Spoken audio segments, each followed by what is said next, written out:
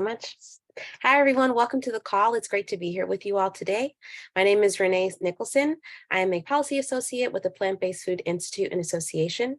It's great to be here with you again. We have some wonderful panelists lined up. We're going to go ahead and jump right into it while Maddie is pulling up our presentation deck. Thank you so much, Maddie. I am going to follow up by introducing our wonderful speakers that we have today.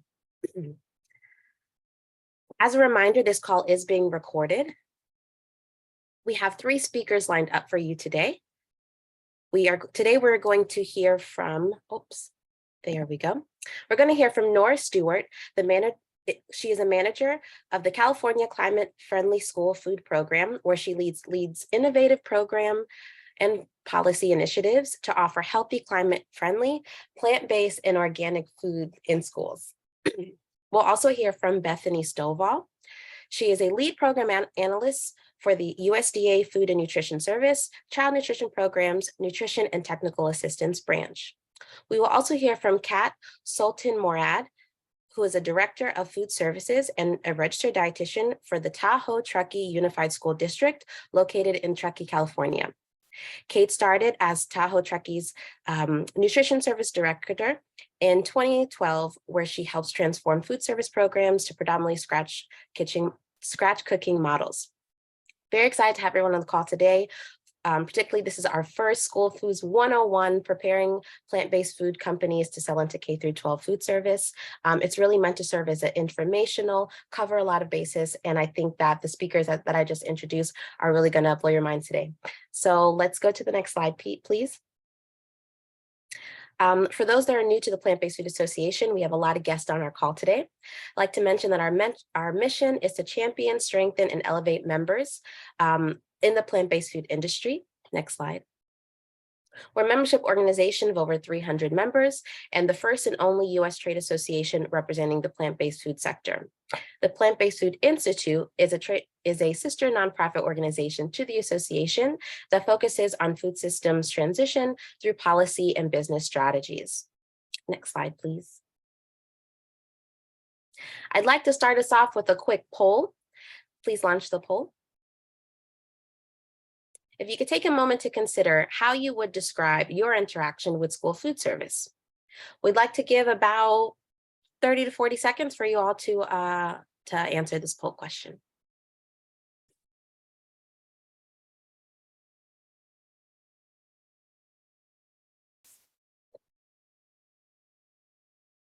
All right, I'm sure we have some responses trickling in. How would you describe your interaction with school food service?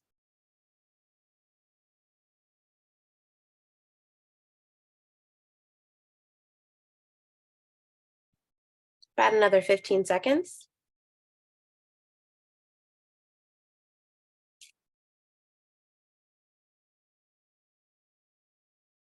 All right, let's go ahead and close the poll.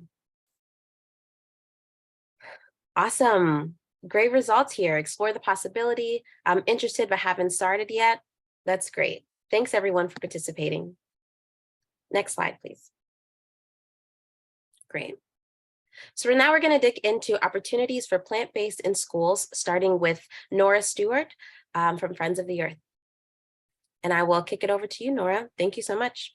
Sounds great. Hi, everyone. Thank you so much, Plant-Based Foods Association, for having me on the call. And I know we've invited some other plant-based vendors that we're working with. So I'm very happy to have so many people join this call. I think that this has been a long-term vision of ours to really look at incorporating more plant-based vendors into school foods. And really, this webinar is hopefully to help jumpstart that. So I am Nora Stewart. I'm the manager of the Climate Friendly School Food Program at Friends of the Earth. If you go to the next slide.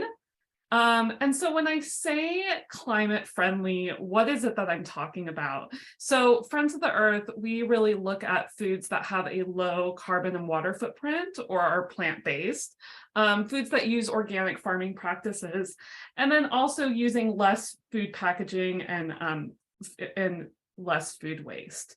So Friends of the Earth, we're really looking to rapidly transform our food system to one that's sustainable, healthy, and just. And we really feel that plant-based food is a key essential part of that. And so my role with Friends of the Earth is I really provide technical assistance and support to over 50 school districts across California and their school nutrition service teams. We're joined by Kat, who, Kat and I have worked together for a long time. And so, really being more on the technical assistance side with school nutrition services, I really am hoping to kind of bridge the gap between plant-based vendors and school food. Next slide. So Friends of the Earth, we created a quick 1-minute video to just explain what climate-friendly food is. Since it is only 1 minute, I'm going to have us play it. Change at school? So go ahead. The answer might surprise you. The food served in schools has a huge climate impact, and having more plant-based options can make a big difference. Food production is driving more than 1/3 of the world's greenhouse gas emissions, and production of animal foods has the biggest agricultural impact on our climate. Beef alone has 15 to 100 times the carbon footprint of beans and lentils. Plus, most animal agriculture operations pollute the air and water in local communities, especially communities of color. With billions of meals served in U.S. schools every year, school food can be a powerful tool for fighting climate change. Having more plant-based options at school is also an important part of building racial equity and serving culturally relevant foods. Most people of color cannot digest lactose, and many traditional diets around the world are plant-based. Students who don't or can't eat animal products because of their health, culture, religion, or personal beliefs should have the right to a healthy plant-based meal at school. Take action now. Your voice and your choices matter. Ask for more plant-based options in your cafeteria and help spread the word today. Yay, we just created that What video. Can you do to fight I'm climate so change? proud of it. Oh, we can just keep watching it. But if you go to the next slide, I think that, I just want to really emphasize that school food can really make a huge difference, both to student health, but also to our climate. Nationally, schools serve 7 billion school lunches every year. And there are more school cafeterias than Starbucks, Subways, and McDonald's combined. So even just a small difference with a school district who's replacing a meat entree with a plant-based entree can really make a huge difference, both for environmental differences as well as for health benefits as well. Are we having trouble with our slideshow? Yeah, I'm getting it back up. Sorry, one second. Yeah, so, we're just really thrilled to be a part of this and really appreciate you all as vendors, really taking the opportunity to really look at school food as a potential place to sell to, because really it can make a very huge difference to our school districts across the nation. So next slide. So the one thing I will mention is dairy has already been looking at K-12 school food for a long time. It has a very huge influence. Currently, right now, they're marketing coffee bars as a way to increase milk consumption. And, we really feel like the plant-based sector needs to counter that. And we really want to see more healthy plant-based options in schools, just to counteract a lot of the corporate food industry that's like the influence that's happening there. And just provide more options for students, especially students who are lactose intolerant or might need more culturally relevant food that reflects their religious or cultural practices. Next slide.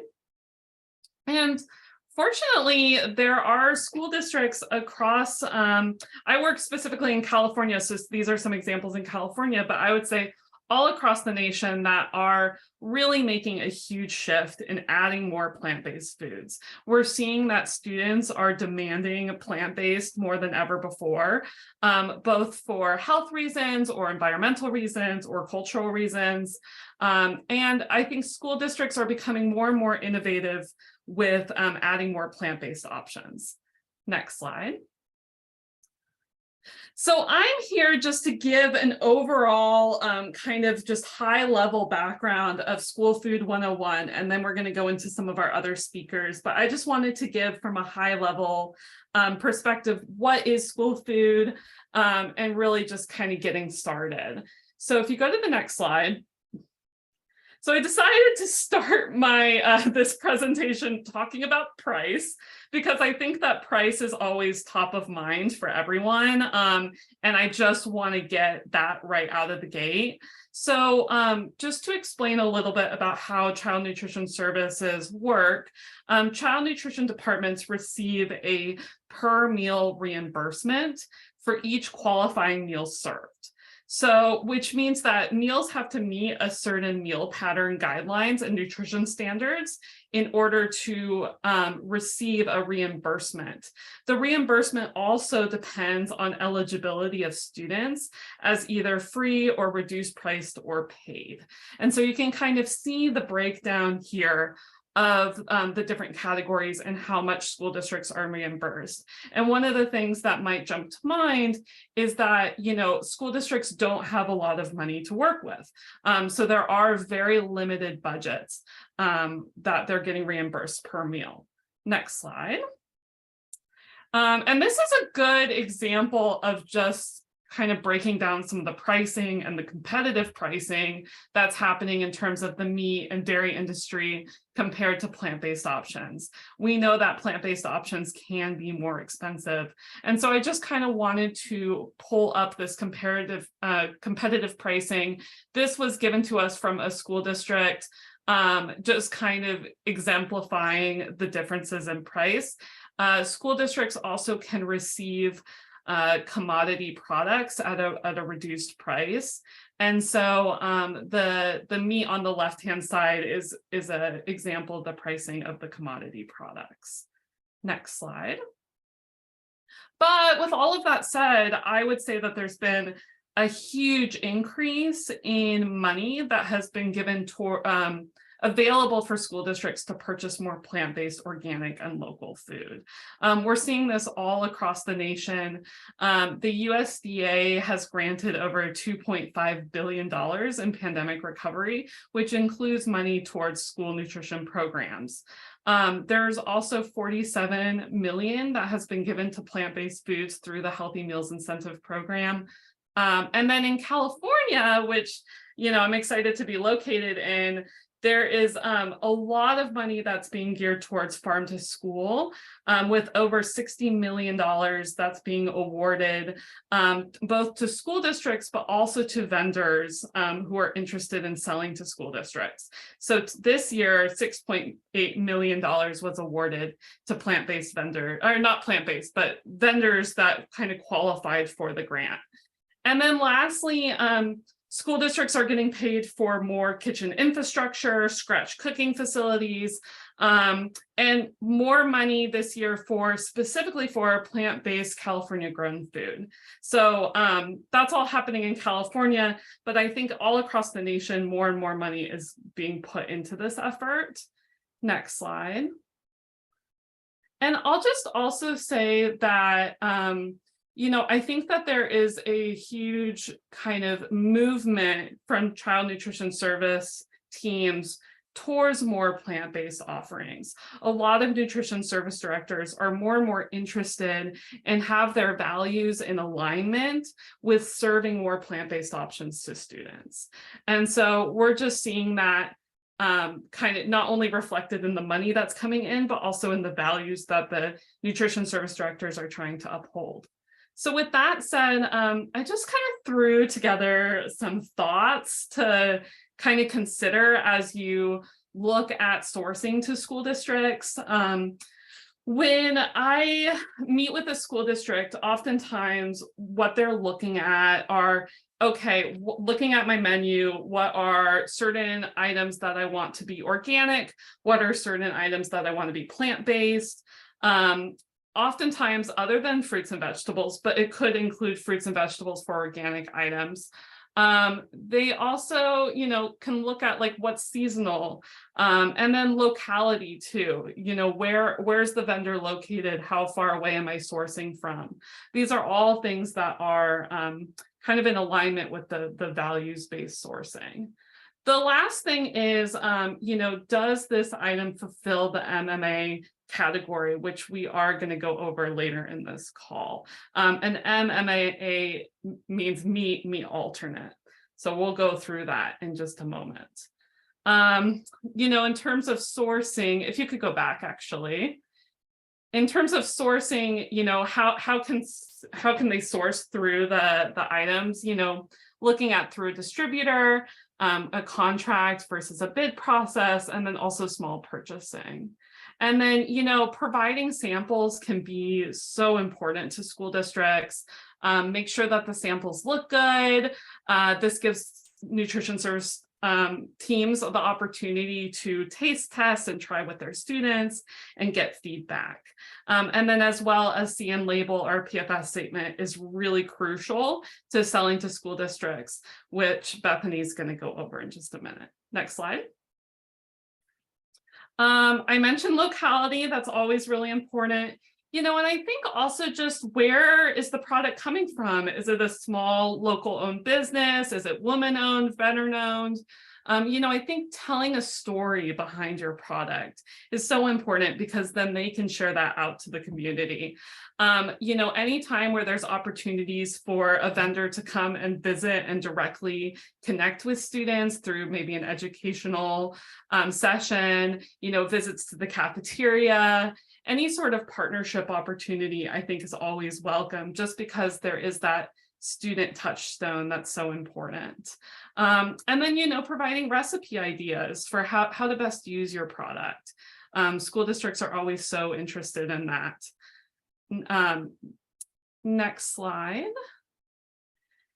And then lastly, just some things to consider. School districts can really range in size. You have like incredibly large school districts that can buy at a very, very high volume.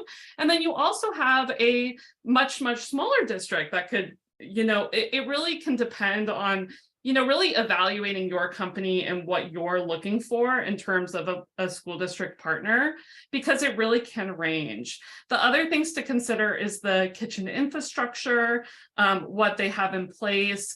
Are they needing something that's prepackaged or pre-cooked? How consistent can you deliver and supply the product?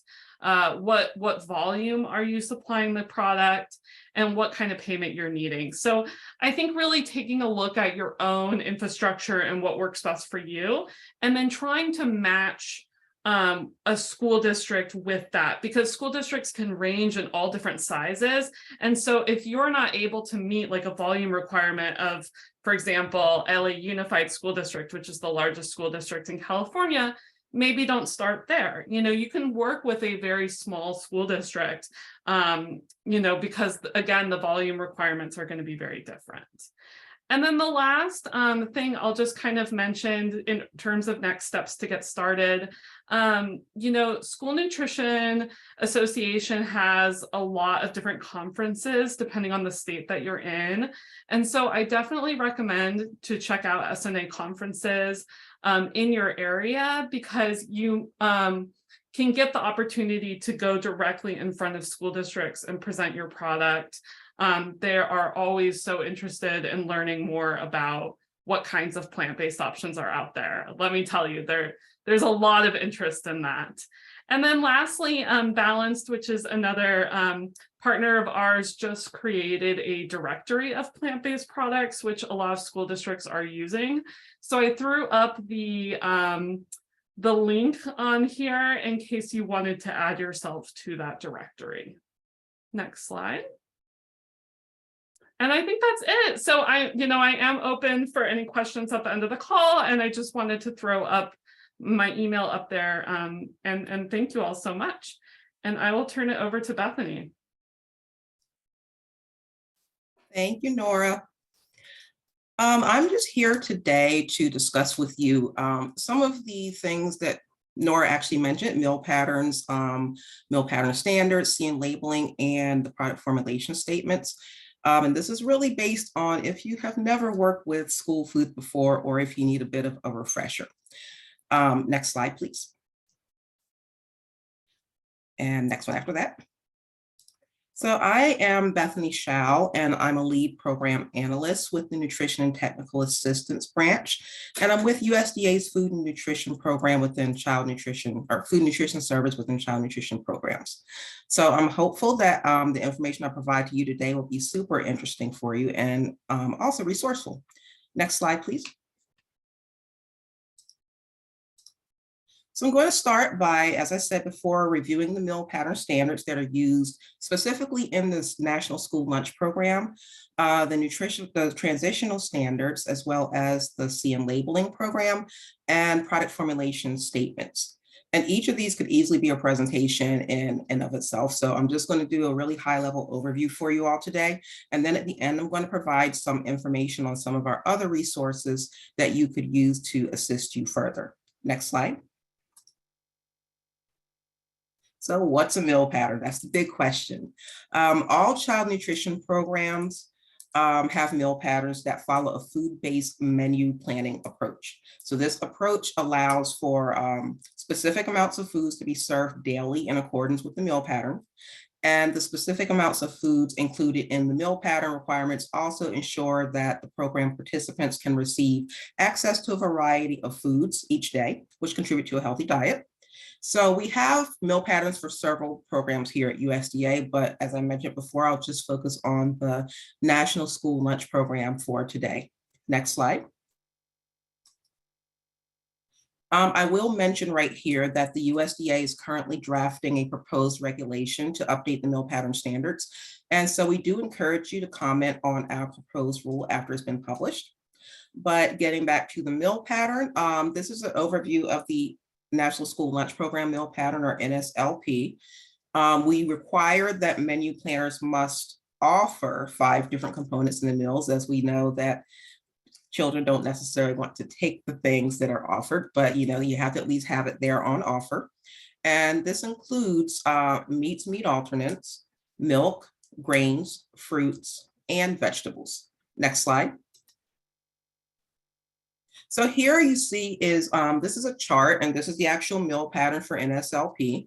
And this shows the grade groups requirements for each of the food components. So by grade groups, you can see at the top of the screen, I just have grades K through 5, 6 through 8, 9 through 12. So we refer to those as grade groups. And you can see we also have our food components that I showed you before.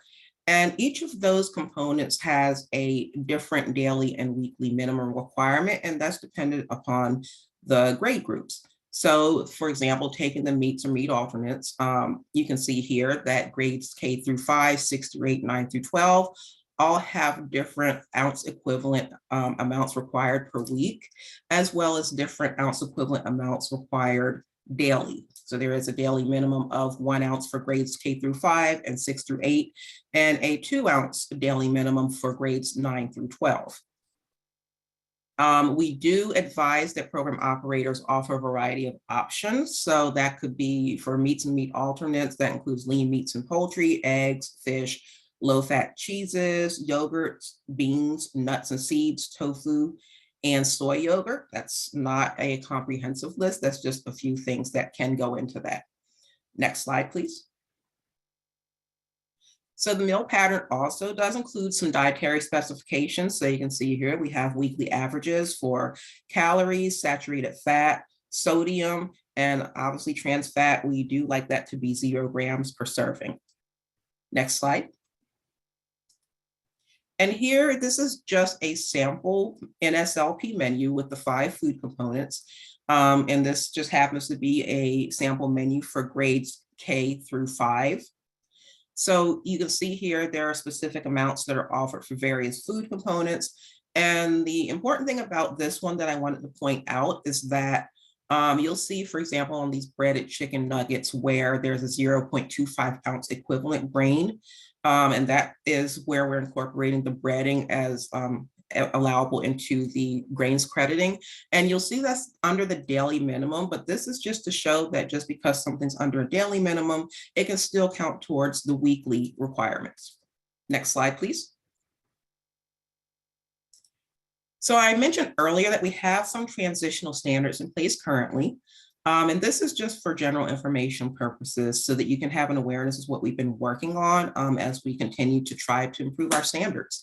So this quick overview of the changes we've made to our meal standards include that in 2012, we updated the school meal requirements, and then we updated them again in February of 2022 with a revision. And we called that the Child Nutrition Program's Transitional Standards for Milk, Whole Grains, and Sodium Final Rule. So this rule gives schools time to transition from the COVID-19 pandemic operations to standards that align with 2020 to 2025 dietary guidelines for Americans. So the transitional standards begin with school year 22-23, and they'll continue through school year 23-24. They include updated requirements for milk, sodium, and whole grains that you see here. And for milk, the operators may offer flavored low-fat 1% milk and reimbursable school meals, in addition to being able to offer flavored non-fat skim milk. And this also requires that unflavored low-fat or fat-free milk is offered at each meal service. For the whole grains, we require that at least 80% of the grain items served in school lunch and breakfast per week must be whole grain rich, and that means that they have to contain at least 50% whole grains, and any remaining grains have to be enriched. And then for the sodium, for the National School Lunch Program, sodium target 1 will be in place for SY 22-23, that's school year 22-23. And then 1A, you'll see here is just for school breakfast. And then we'll go to the next slide. So I'd like to touch a bit on child nutrition labels. And I'm just going to go over a little bit about what they are, why they're relevant to you, and how to get them for your products. Next slide. So the CN label is considered the gold standard for documenting the meal pattern contribution for a processed product. And since the CN label is approved by the USDA, it does act as a warranty against audit claims whenever the product is prepared and served as stated on the CN label. And the CN label has a logo that allows you to easily compare products or plan meals, since the crediting information and serving size are plainly stated on there. So only entree items that contribute to at least 0.50 ounce equivalent meat alternates per serving are eligible for a CN label. So examples of that would be something like a chicken patty, a bean burrito, or macaroni and cheese. So a food item that only contains a grain, a fruit, or a vegetable would not be eligible for a CN label. So again, it has to have at least 0.50 ounce equivalent meats or meat alternates in there. So it's not a federal requirement for a company to CN label a product, but depending on your location, the CN label may be a requirement, since purchasing decisions are determined on a local level. Next slide. So there are benefits to having a CN label. It provides, it documents the meal components, it includes a USDA warranty, and it allows for easy product comparison, like I previously mentioned, but it also aids in meal planning by, and it also helps the state agencies when they're conducting their annual reviews. Next slide. And it's also beneficial for the food industry because it provides a level playing field for manufacturers. So everyone in the program goes through the same process. All CN manufacturers must have an approved QC program and approved CN numbers. Next. USDA provides CN label verification reports, which were created to assist state agency reviewers and program operators and the food industry to verify the status of the CN label. So this verification system produces 2 comprehensive reports, and those reports are the CN label report, which provides the status of the CN label, the serving size, and the meal pattern contribution. And then the second report is the manufacturer's report, which provides the manufacturer's contact information, and it is cross-referenced with that CN label report. Both of those reports can be found on the web page that's provided at the bottom of this screen, as well as on that QR code in the corner. And they're updated monthly. Okay, you can move on. Yeah, next. So I'm going to get a little bit in the weeds here, but if you're interested in having your product CN labeled, this is some important information about CN labeling. So while the CN labeling program is a joint program between the USDA Food and Nutrition Service and the USDA Agricultural Marketing Service, or AMS, AMS is the one that administers this program. So all label applications will be approved by them by a single office. And then on-site visits are determined by the predominant commodity that will be CN labeled and the location of the facility. So by predominant commodity, I mean that if a company produces mostly meat and poultry items, then they will be under livestock and poultry. If they produce mostly cheese items, then they'd be under dairy. And if it's anything that's not a meat, poultry, or cheese, then that would be under the specialty crops program.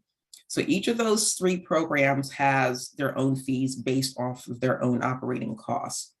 And I'll go over that a little bit later in this presentation. So this QC program is made up of two parts, an on-site visit and a written program. So the manufacturer can choose between two options for the on-site visit. So there's in-plant monitoring, or there's a program called Quality Control Verification Program, or QCVP. So the in-plant monitoring requires an AMS official to be present during each CN production. And the QCVP is audit-based, so that's the quarterly visit program. If a manufacturer has 4 consecutive satisfactory visits, then they can go down to a reduced frequency of 6 months for visits. If there's deviations, then of course that means that the visits would, could possibly increase. The QC program is written by the manufacturer, and it provides specific information that's regarding product sampling and the control of the product's formulation and weights. And any change to the company's QC program has to be approved by AMS before it's implemented. And all of this information I mentioned about the QC program and plant visits, that can all be found on the FNS website. Next slide. So these are the hourly fees I was mentioning earlier, and you can see these are just different fees for the program and review and approval process during the plant visit, and these are all up to date as of spring of 2022. Next slide, please. So of course there is an application package. So there's an application package, and then there's a label review. So these are just some of the things that go into that. There is a transmittal form that is used by AMS during this label submission. There will be an assigned CN number, product formulation, processing procedures, a copy of the product label, and any backup documentation. And that could be things like supplier information on creditable ingredients like soy and breading and processed meat and poultry items. And then when it's time for the label review, then this all can go through either FSIS's label submission and approval system or through email. And there is a fee for that as well. And that information is also included on the FNS website as far as the fees for that. And then during this review process, there could be a review that's in 15-minute increments, as well as an assessment that normally takes about an hour and a half. And then that kind of depends on the complexity of the label application as well. And then the review time for submissions, for regular submissions, can be between 8 to 10 business days. And an expedited one would be 2 to 3 business days, which would include a 2-hour administration fee, and it can be requested by the applicant for any reason. And then during the review, the CN label office will work with the applicant to correct any issues with the submission. So they'll go through this with you, kind of hand in hand. You're not left alone on your own during this process. They will guide you. And then if you meet the CN labeling requirements from this application and receive final approval, then that CN label is considered good for 5 years. So next slide, please. So just a recap of the CN labeling process, there's 4 steps basically: determining whether the product meets the minimum 0.50 ounce equivalent meats meat alternate per serving. And the second step is to create and submit a quality control program for approval. Number 3, requesting a CN number and applying for approval for your label, which again is through the AMS CN office. And fourth, production can begin after the label application receives that final approval. And the approved QC program will be implemented during all CN productions. Next slide, please. So next, we're going to explore a little bit about product formulation statements, or the PFS. And this can be an option if you don't have a CN label, but also, as I mentioned before, be aware that some program operators do require CN labels. Next slide. The manufacturer's PFS is an option vendors may use to communicate with program operators on how their products may contribute to USDA's meal pattern requirements. So the program operators are responsible for reviewing and verifying this information that's on the manufacturer's PFS prior to purchasing. So keep in mind that PFS is not approved or warranted by USDA. We have been known to take a look at them if somebody's having a problem kind of putting together the portions of the PFS, so we're happy to help. But also the manufacturers are responsible for assuring that their product is processed to meet the contribution as stated on the PFS. Next slide. So there are key components that a PFS has to have to be valid. Those include the vendor signature, which can be handwritten, stamped, or electronic. A product name that has to match or have a similar description as the product label. There has to be a product code, which can be any combination of numbers or letters. There has to be a serving or portion size. They have to identify the creditable ingredients, so one of those 5 food components that I mentioned before.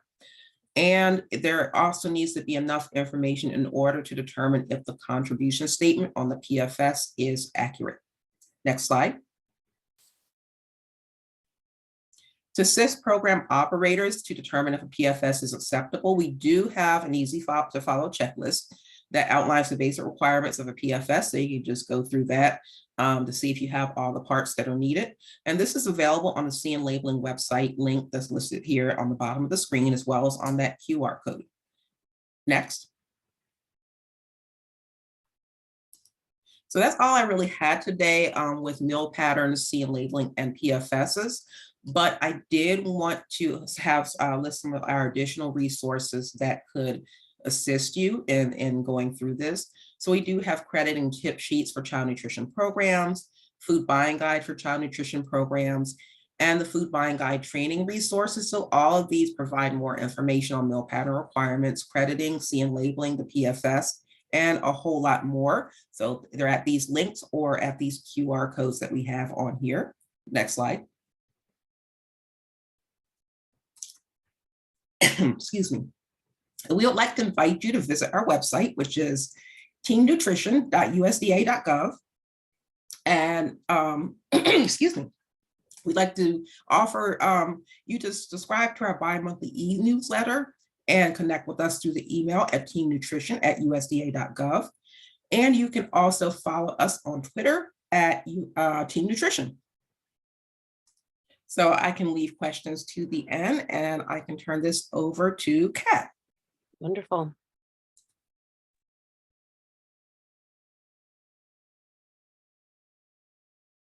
Hi, everybody. I don't know if you can see me or if you can hear me. We can see you and hear you, Kat. Oh, perfect. Great. How are you, everyone? Good morning. It's actually morning here in Truckee, California. Thank you so much for having me here.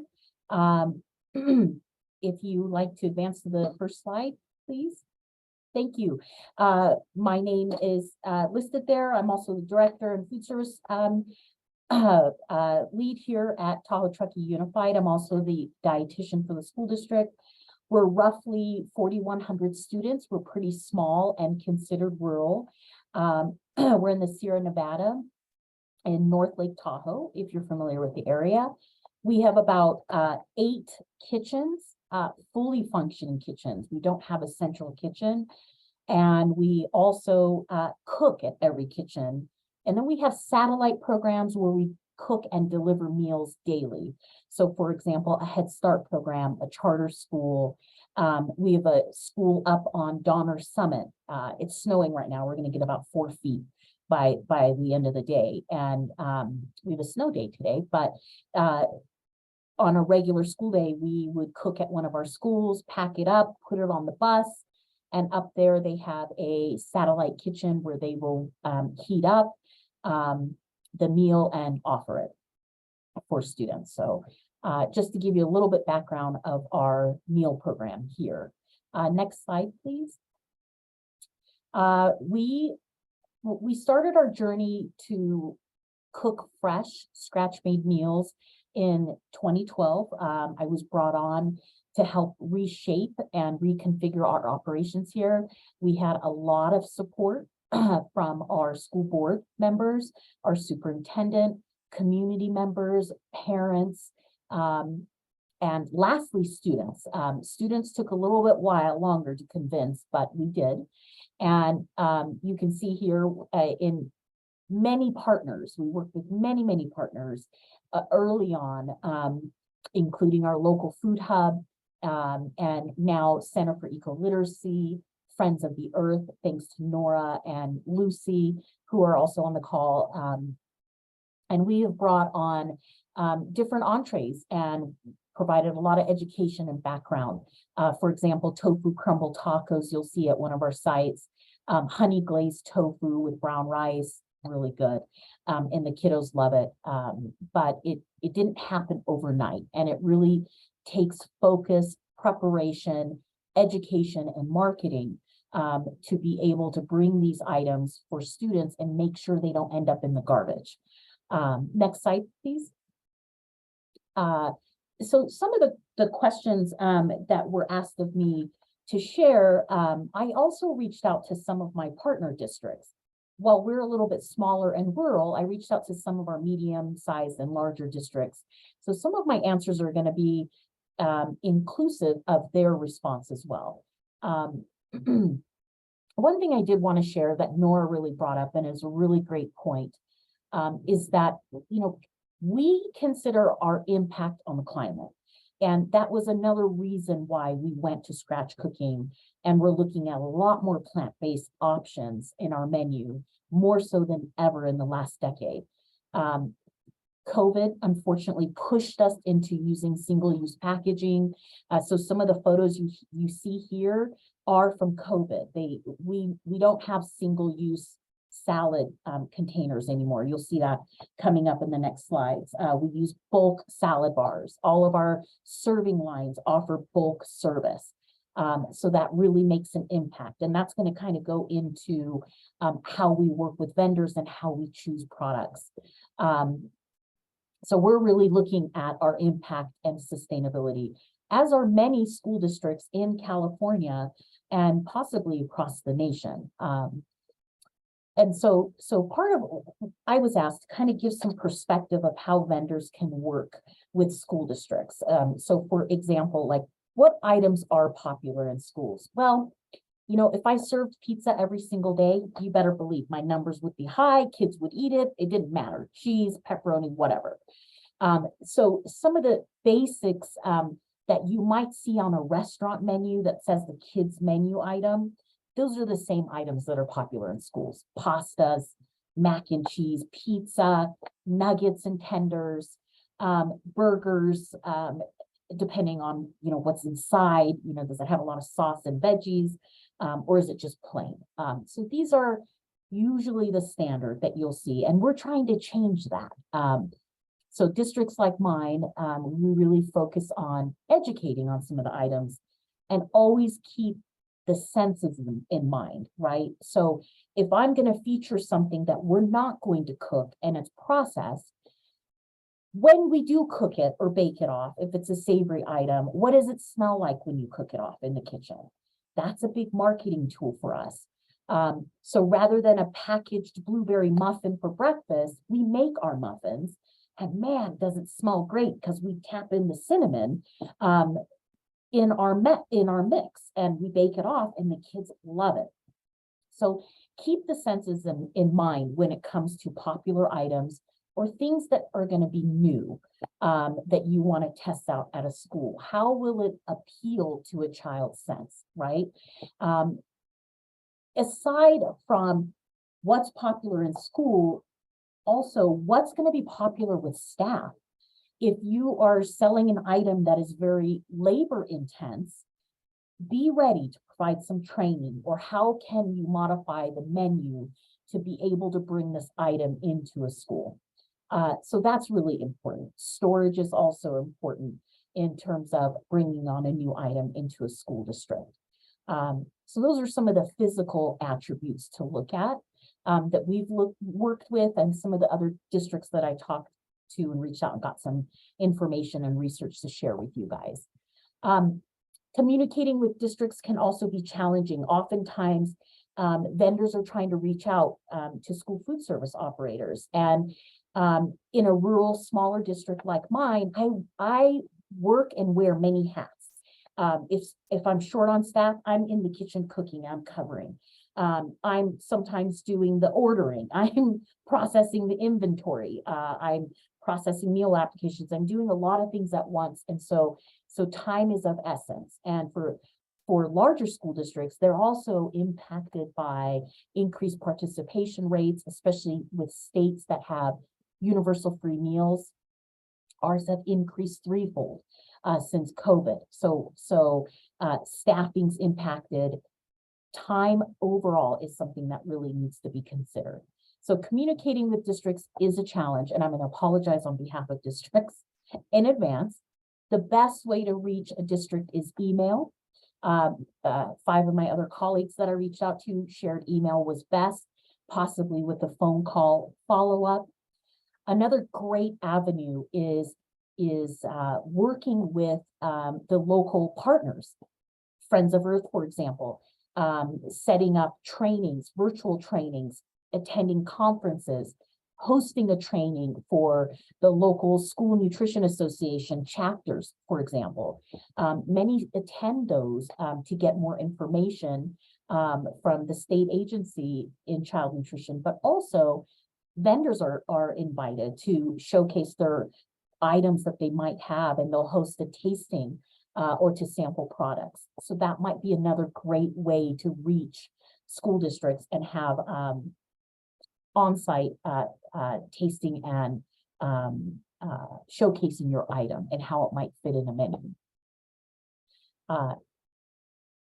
Going back to my notes here, I apologize. So some of the other areas that I would say schools are looking for, in addition to how you communicate, what's really, really helpful is to take some time and review the district's mission and district menu. If you take a look at for example, Tahoe Truckey's menu, you will see immediately, fresh is best. That's our motto. We also prefer to cook.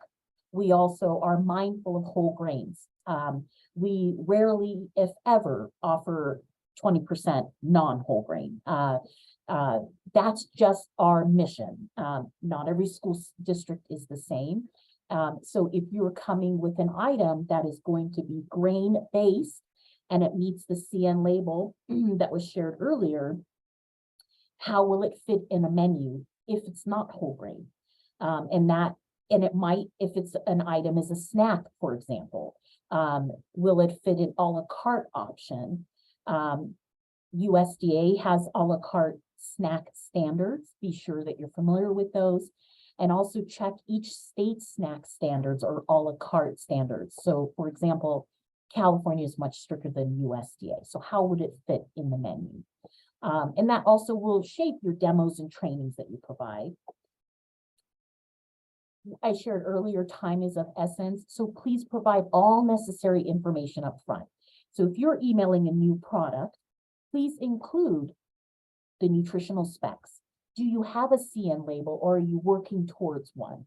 If you're not working towards one, how does it meet the meal pattern? So get with someone. Nora, Friends of Earth is a great resource in terms of how they can support you to see how does it meet the meal pattern or a component of a meal for breakfast or lunch, supper, after school program, the child and adult care food program. There's many programs within USDA that your item might fit under, especially if the nutritional specs are determined and ready to go. Another item that I believe Nora brought up was scalability. Are you able to meet a district's volume with the first order?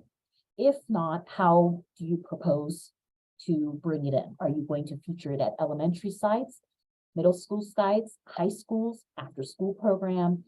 Be ready in terms of doing some of that upfront work with ideas and creative ways to bring in your product. Because again, many of us operators, we are just really pressed for time. In addition to knowing how does it fit in the meal pattern, what we're looking for is, are you also aware of our bid requirements and procurement requirements? We do have the option of informal bidding. We can do micro purchases. Would your product meet that if you're contacting us outside of the bid period, or you're not already on a bid spreadsheet, for example, for a school district? On the opposite side, please be ready in terms of being able to meet a deadline. If you're sharing that you're going to deliver in 2 weeks on Friday, please be sure to meet that, because again, the menu, the warehouse, and all storage is prepped to accept your item. In addition to that, what are your minimums? What's the cost per unit? And or what's the cost per ounce equivalent, let's say, for a grain or a meat alternate? Those are really, really great options to take a look at. In our district, for example, we rarely offer snacks. Our motto is the whole meal is best. We want nothing to compete with breakfast and lunch when we offer it. We want kids to show up hungry, ready to taste new foods, or ready to be nourished with the foods and favorites that they love anyways. So already knowing that about my district, I might be more apprehensive to bringing on a snack. My next step might be evaluating that snack of what's the nutritional impact, for example. Next slide, please. So for example, here we had our fresh salads during COVID. These were being packaged and sent out to students. At that time, my operations changed, and I might have considered items that already were sent to me by vendors. If I had the nutritional information, cost per unit, what's the lead time, how much space does it take, and definitely if it has a CN label. I mean, immediately that really helps in terms of really evaluating a product and how can we bring it in. Some of the other popular items that we featured, in addition to the salads that we had and fruits and veggie snacks that we had and that we're maintaining, is vegan meatball subs, tofu crumble tacos, plant-based nuggets, and we pair them with kale chips that we make in-house. These are some items that we're trying to align with favorites with kiddos, but bring in more of a plant-based option for students. One other big area that I just wanted to really hone in on is education marketing materials. If you have a new item that maybe has never been tried at that school district, have a one-page simple academic marketing materials that we could provide to teachers, for example, and really do some front-end education for kiddos to say, hey, we're going to try this product. Here's why it's important. Many of you may have heard of Harvest of the Month. If you go to harvestofthemonth.org, you'll see that that's been a really popular item to feature fruits and vegetables. And it's a pretty comprehensive program from front-end education. Teachers talk about it, volunteers talk about it. They taste test it in the classroom or cafeteria. It's featured on the menu a couple weeks, and then parents receive a recipe and information that goes home. And then that gives kids 6, 7 opportunities to really understand why this item is beneficial for them health-wise. And diversity is really important in terms of how it'll fit in as well. Overall, I would say my dream would be plant-based items are more readily available in our commodities long-term. So as a vendor, if you're able to do that and work with USDA, that would be a long-term goal. Thank you, everybody. I really appreciate the opportunity to share my input and feedback.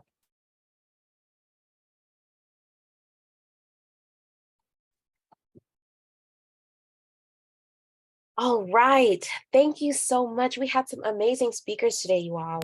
My mind is kind of blown. Thank you so much, Bethany, Kat, and Nora. I'm going to jump us right into questions. We only have about 5 minutes. So a quick question here for you, Bethany. Within the meal patterns where you have milk noted, does that include milk alternatives? It can, yes. So we do have allowances for, obviously there's milk alternatives for, for disability reasons, but we do also allow that for non-disability reasons. However, there are certain parameters that have to be followed. And sorry to get really into the weeds on this, but there are regulations in the Code of Federal Regulations for non-dairy milks, and they just basically have to meet certain parameters. So there's certain parameters for like vitamins A and D and things like that that have to be met. So they basically have to be fortified to a certain level. And they also have to, and this depends on the school district, of course, it has to depend on, a parent's asking basically, is there a written request for that to be allowed? And then also the school food authority. So the school district has to let the state agency know if the schools are providing milk substitutions. So there are some hoops to jump through for that, but it is allowable. And I will also point out that the milk alternatives don't have to be fat-free or low fat like the regular milk does. Awesome. Thank you so much. And our next quick question, Bethany, I'm just going to follow up with you one more time. Okay. Can you address what alternative protein products are and how they are credited under school meal programs? Sure. So alternate protein products do credit the same as meat. So whatever the minimum amount of meat alternate, meat alternates, that's kind of why we have the slash in there. So we try to have it so it credits the same. And it can be any number of things. And to try to keep it a short answer, it can be anything from soy, some of the more better known soy proteins. There can be other plant-based proteins. And honestly, it's things that we would really have to look at a product formulation statement to ensure that they had the right crediting amount allowable. And that's where we come in my group is a lot of times we will get requests in from different companies. Could you take a look at this PFS to see how this credits? So most people like to have it credited as a 2-ounce equivalent meat alternate. Makes it easier for the schools to incorporate when it's like that. So anything with a soy protein, anything with like a soy crumble or anything. We've had some of the newer items come through, not to mention titles, but some of the newer plant alternative type of patties and crumbles also. Awesome. And Kat, I'm going to ask you just a quick response to this question. Can you share more about what you look for in meals that are cultural food offerings? Sure. We survey our students and see what they want. So that really drives our menu options, both culturally and trying new things. So I think it depends on the school district and how they receive feedback from students, and that would drive their menu. I hope I answered the question. Yes, thank you so much. Maddie, I'm going to turn it over to you to launch our quick poll, please. We've had a really great call today. I want to truly thank our guests, Nora, Bethany, and Kat. We're really conscious of time on our Member Solutions call, everyone. So please feel free to reach out if you have any questions. If you are a member of PBFA, you will receive a recording of this presentation in the member portal. And we're also sending copies out to our speakers as well. Take a second to answer this poll, please. It really helps us to let us know what more information is needed on this topic. If you've gained some great insights from this call, and just let us know where everyone stands. And while that poll is closing, I'd like to kick it to Maddie to close us out. Thank you so much, everyone. Thanks, Renee. Thanks, Nora, Bethany, and Kat for this amazing call. I learned a ton. I hope everyone else did too. Want to give a quick reminder to the members who are on the call. Please go into your member portal after this and update your availability in food service. We will be sending all your information out to food service operators in the start of the year. We've got some exciting things launching in that realm. So I hope you'll go in and update that information so we'll have it on file. We'll be taking a little winter break for these calls for the rest of December. We've got an exciting lineup for you all to kick off in 2023, so stay tuned. And then I also want to give a special highlight. Also check your email and check for our custom consumer research, which just launched this past week. That's your opportunity to get your consumer questions answered. So I hope you will take advantage of that. And we're going to post the link to that in this chat as well. And then lastly, for anyone who joined us as a guest, we're welcoming you. Glad you're here. But if you're interested in membership so that you can take advantage of events like this in the future, please shoot me an email. Annie's going to post my email in the chat there so you can contact me. Thank you everyone for joining, and I hope you have a great rest of your day.